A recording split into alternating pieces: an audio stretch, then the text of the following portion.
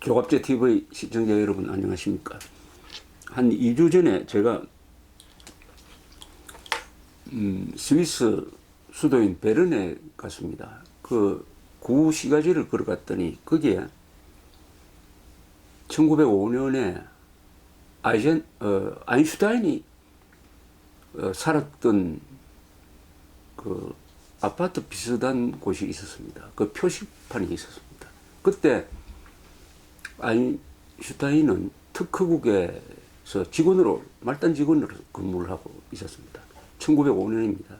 그때 세계 역사를 바꾸는 이론이 만들어졌습니다. 즉, 특수상대성 이론입니다. 특수상대성 이론을 아인슈타인이 머리를 써서 상상력으로, 수학적 상상력, 물리학적 상상력으로 만들어낸 이론이 특수상대성 이론인데, 이 특수상대성 이론에 부수적으로 붙어 있는 유명한 공식이 E 이퀄 mc 자성입니다. E는 에너지, M은 질량, C는 빛의 속도입니다. 빛의 속도의 자성이니까, 제곱이니까 얼마나 큰 숫자입니까? 이게 특수상대성 이론을 뒷받침하는 공식으로 하나 붙어 있었습니다. 그 공식을 만들어낸 바로 그 자리에 섰습니다. 여러 가지 생각이 일어났습니다. E 이퀄 mc 제곱, 여기서 두 가지 무기가 만들어졌어요. 하나는 문명의 이기고 하나는 군사적 무기입니다. 즉 핵폭탄이 만들어졌습니다. 원자폭탄이 그 공식을 딛고 해서 만들어졌습니다. 또 하나, 원자력 발전이 그 공식으로 만들어졌습니다. 하나는 인류를 편하게 행복하게 하는 것이고, 하나는 인류의 재앙이 될 수도 있는, 참 그 공식이 만들어진 그 앞에 서니까 여러 생각이 오고 갔습니다. 한국에는 어떻게 된 판인지, 북한의 원자폭탄은 위험하지 않다고 하는 사람들이 남한의 원자력 발전은 위험하다 해가지고 그 원자력 발전을 없애겠다고 났습니다. 이 원자폭탄과 원자력 발전을 구별하지 못하는 것이 아니냐. 이 이념이 아주 망가져버리면 인간의 영혼이 망가져버립니다. 그래 되면 저런 행동도 할 수 있구나. 원폭과 원전, 안전한 원전을 위험한 원자폭탄보다 더 위험하다고 생각하는 사람들이 무리하게 세계에서 가장 안전한 한국의 원자력 발전소 건설 계획을 백지화시키겠다고 나오고, 그것을 권력으로 눌러가지고 과학과 사실을 무시하고 그 정책을 지금 추진하겠다고 합니다.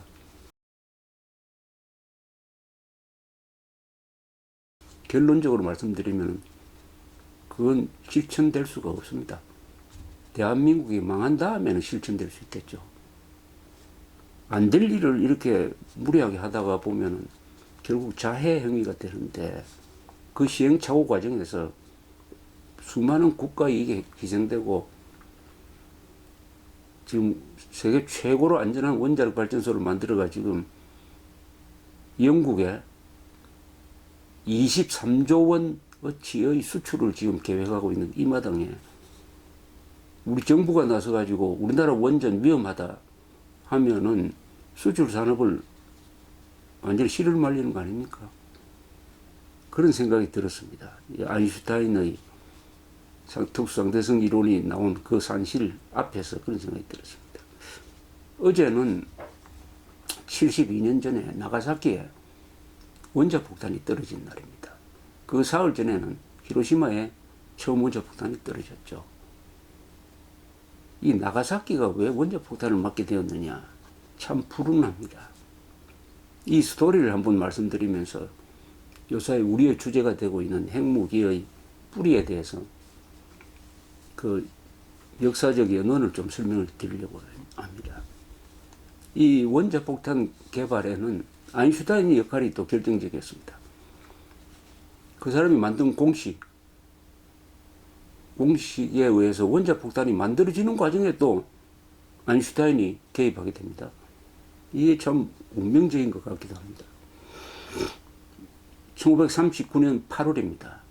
2차 세계대전, 즉 독일이 폴란드로 쳐들어가서 2차 세계대전이 일어나는 바로 한 달 전입니다. 그때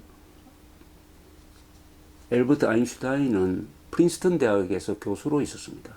이분이 유대인인데 나치의 탄압을 피해서 미리 미국으로 왔습니다. 아인슈타인을 찾아온 사람이 한 사람이 있었어요. 헝가리 출신 물리학자 레오 스질라드라는 사람이었습니다. 이 사람도 나치를 피해가지고 독일에 살다가 미국으로 망명한 유대인 과학자였습니다. 이 사람은 나중에 뭘 했냐 하면은 이탈리아 출신 물리학자 엔리코 페르미와 함께 흑연 감속제를 이용을 해가지고 연쇄 반응에 성공해가지고 플루토늄을 생산합니다. 그런 원자로를 만든 사람이에요. 이 스질라드가 자기 친구인 아인슈타인에게 찾아오더니 이런 이야기를 하는 것입니다. 당신이 만든 공식 때문에 큰 일이 생겼다. 나치 독일의 과학자들이 지금 당신이 만든 공식을 가지고 연구를 해가지고 이제 핵분열에 성공할 단계까지 갔다. 핵분열은 이미 성공했다. 이제 연쇄 반응 실험에 돌입을 해서 이거 성공하면 가공할 무기가 만들어진다. 이렇게 말하는 것이었습니다. 이때까지만 해도 아인슈타인은 자기가 발견한 이 E 이퀄 MC 제곱 이게 핵무기와 연결된다는 것을 잘 몰랐습니다. 그런데 스질라드가 그 과정을 쭉 설명을 하니까 금방 알았습니다. 그럼 어떻게 해야 되느냐? 스질라드는 아인슈타인한테 이렇게 이야기합니다. 여기에 대응해서 미국이 핵폭탄을 같이 개발해야 된다. 그렇게 하려면은 프랭클린 루즈벨트 대통령한테 편지를 써야 한다. 아인슈타인 이름이 워낙 유명하니까 당신 이름 좀 빌리자. 이렇게 된 겁니다. 그래서 초안은 스질라드가 쏘고 아인슈타인이 교정을 보고 해서 편지를 루즈벨트 대통령한테 전달하는데 알렉산더 sak스라는 루즈벨트 대통령 친구를 통해서 전달합니다. 자, 이로 인해서 이제 뭐가 생기느냐. 루즈벨트 대통령은 그 편지를 보고는 더구나 아인슈타인이 이야기하는 거니까 읽어보고는 우리도 핵폭탄을 개발해야 되겠구나 하고 결심을 합니다. 그래서 육군이 관할하는 핵폭탄 개발 계획을 출범시킵니다. 뉴멕시코주의 로스 알라모스라는 데가 있습니다. 여기에 연구소를 두고 한때는 13만 명이 이 계획에 종사를 했습니다. 13만 명.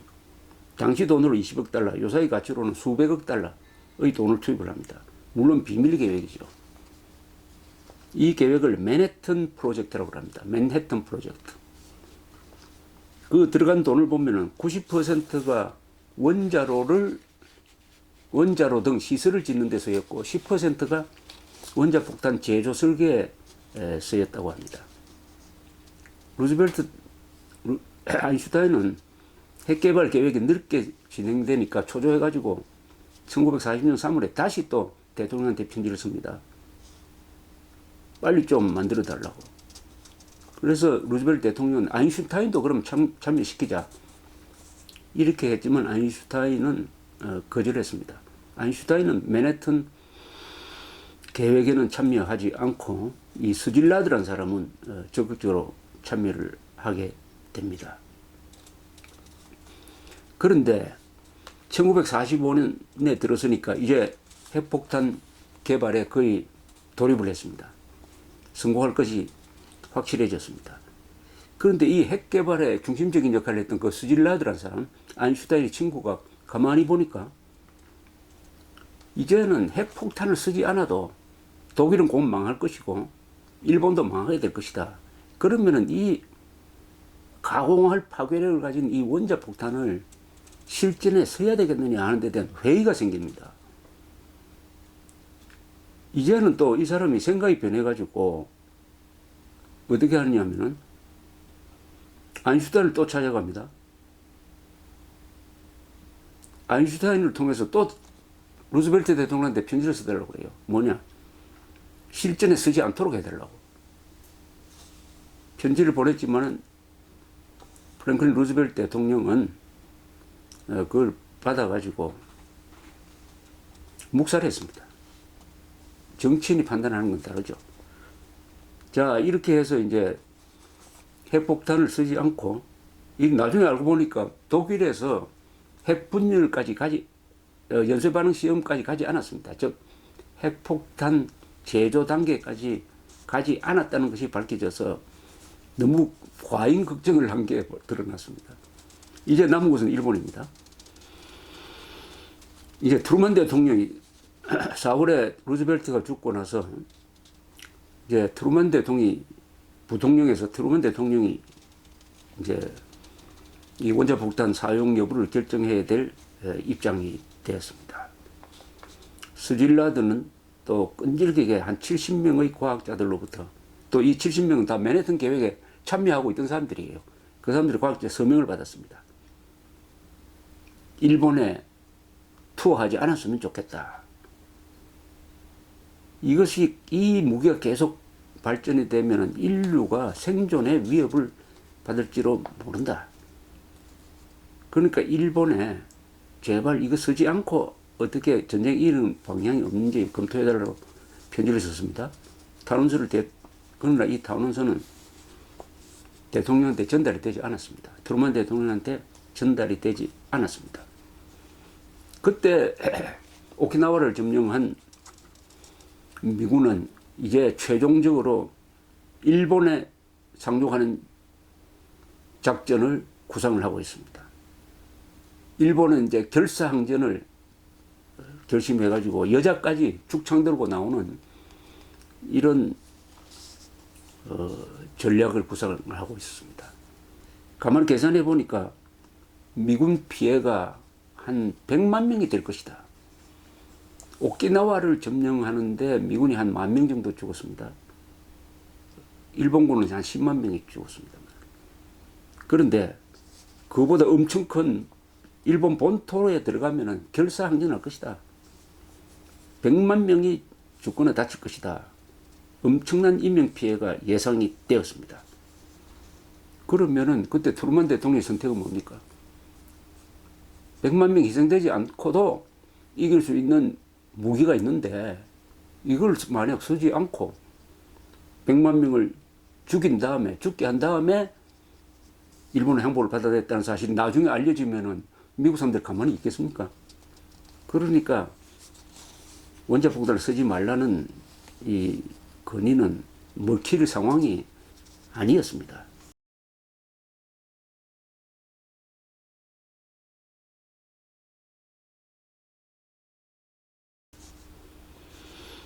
아인슈타인은 나중에 이 핵폭탄을 만들어 달라는 편지를 프랭클린 루즈벨트 대통령한테 보낸 걸 후회를 했다고 합니다.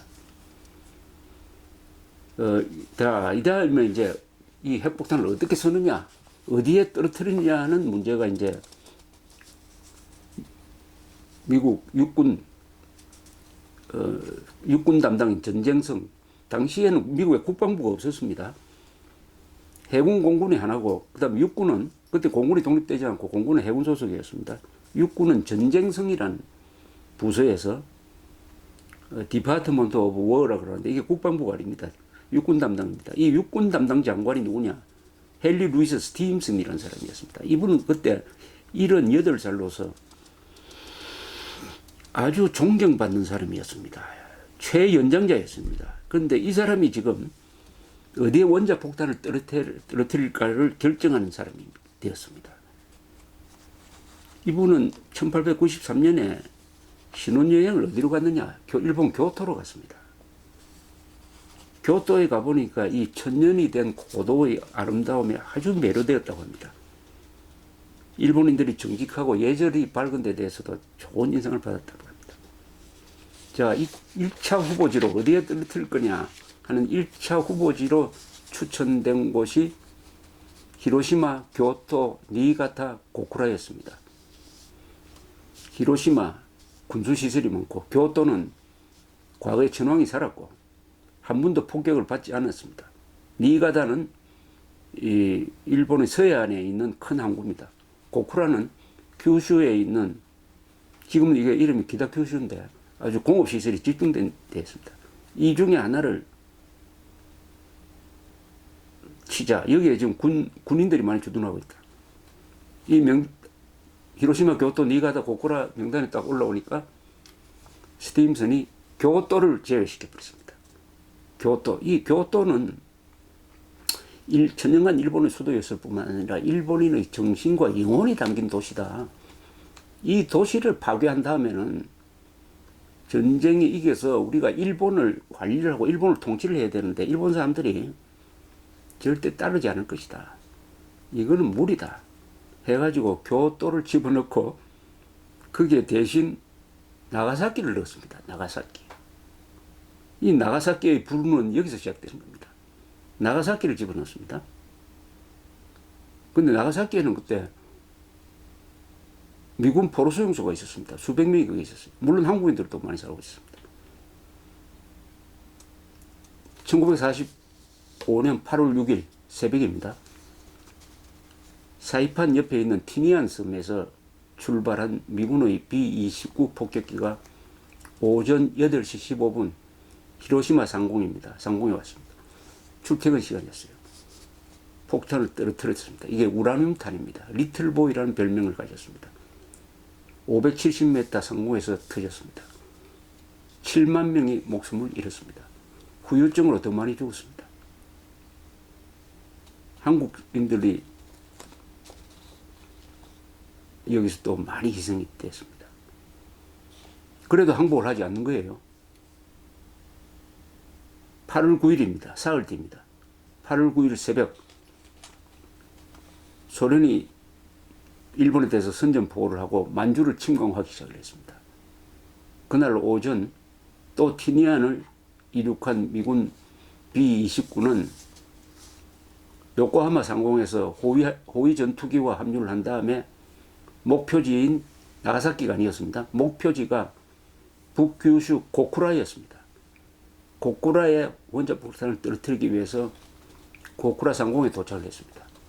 근데 고쿠라에서는 안개가 자욱하고 연기가 차 있어가지고 목표물을 발견하기가 어렵습니다.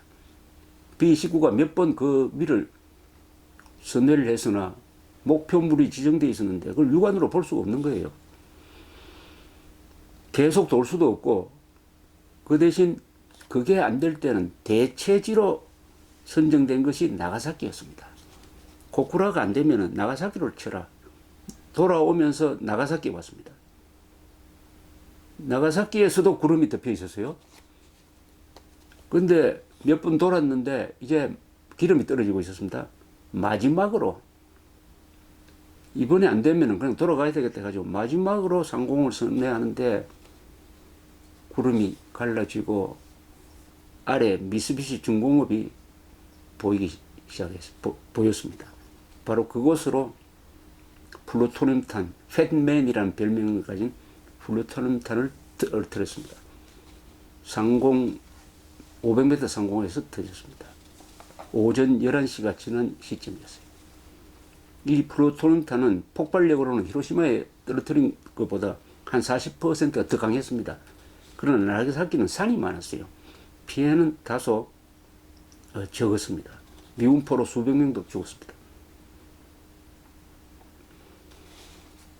그 6일 뒤에 항복을 하게 되는 거죠. 일본이. 그런데 이 원자폭탄 두 발이 한국인의 운명과도 밀접한 관계가 있습니다. 만약 말이죠.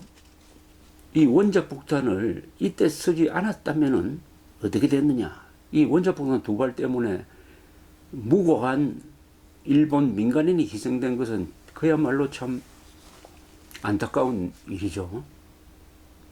근데 원자폭탄 두 발이 떨어뜨린 결과로서 어떤 일이 일어났느냐 하면은 일본이 8월 15일에 항복을 하게 됐습니다. 떨어뜨리지 않았으면 8월 15일에 항복을 하지 않습니다. 뭐 9월이 돼도 10월이 돼도 항복하지 않겠죠. 그럼 그 사이에 무슨 일이 일어나느냐?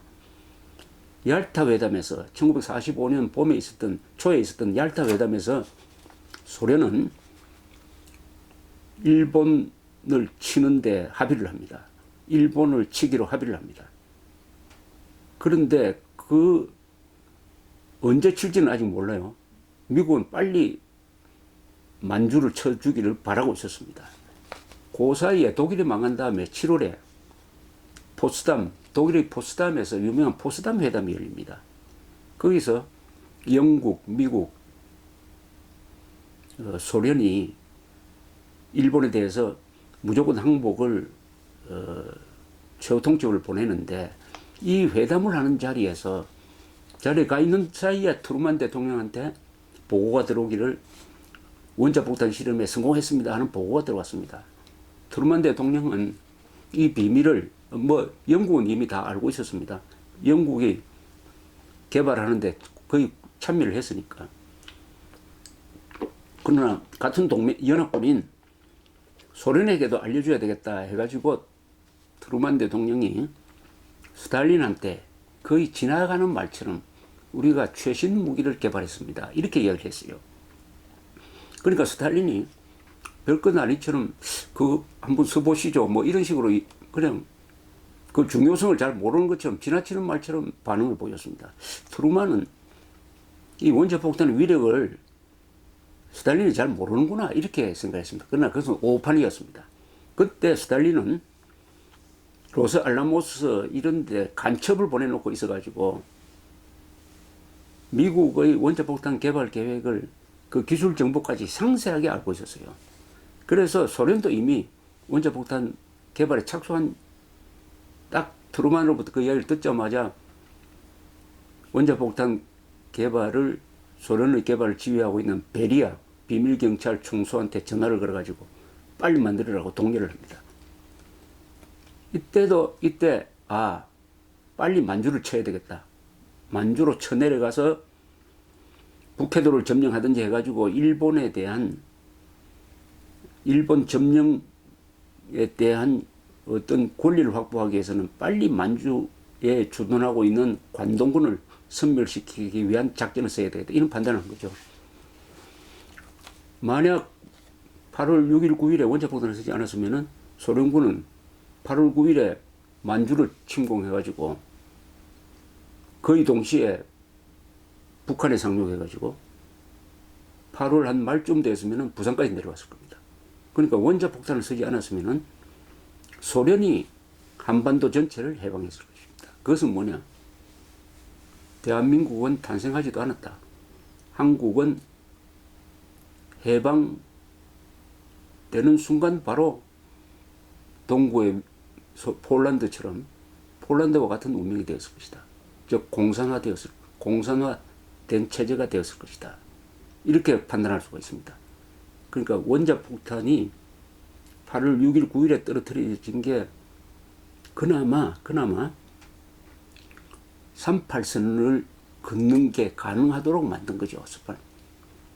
그 순간 아직 소련군은 북단에는 상륙했지만은 아직 서울까지 내려오기 전이니까 그나마 미국이 8월 15일을 기해 가지고 우리가 38선을 기준으로 해가지고 북쪽은 소련군, 남쪽은 미군이 관할을 하도록 하자 하는 합의를 끌어낼 수가 있었습니다. 이 원자폭탄이 이처럼 한국인의 운명에 결정적 역할을 했는데 나가사키가 참 불운하게 되었고 고쿠라는 날씨 때문에 살았고 교토는 스팀슨이라는 사람과의 그 좋은 인연 덕분에 살았다. 역사가 갑자기 바뀔 때, 특히 전쟁, 혁명 이럴 때는 사소한 게 엄청난 결과를 만들어냅니다. 사소한 결정인 것처럼 보이는 게 결과적으로는 엄청난 민족의 운명을 결정한다든지 이러니까 우리가 요사이처럼 원자폭탄 핵 문제로 이 국제 정세가 요동칠 때 정신을 바짝 차리고 있어야 된다는 겁니다. 이 순간의 결정이 영원한 장기적인 민족과 국가의 운명을 결정한다는 좋은 사례가 바로 이 나가사키의 불운이라는 생각이 들었습니다. 감사합니다.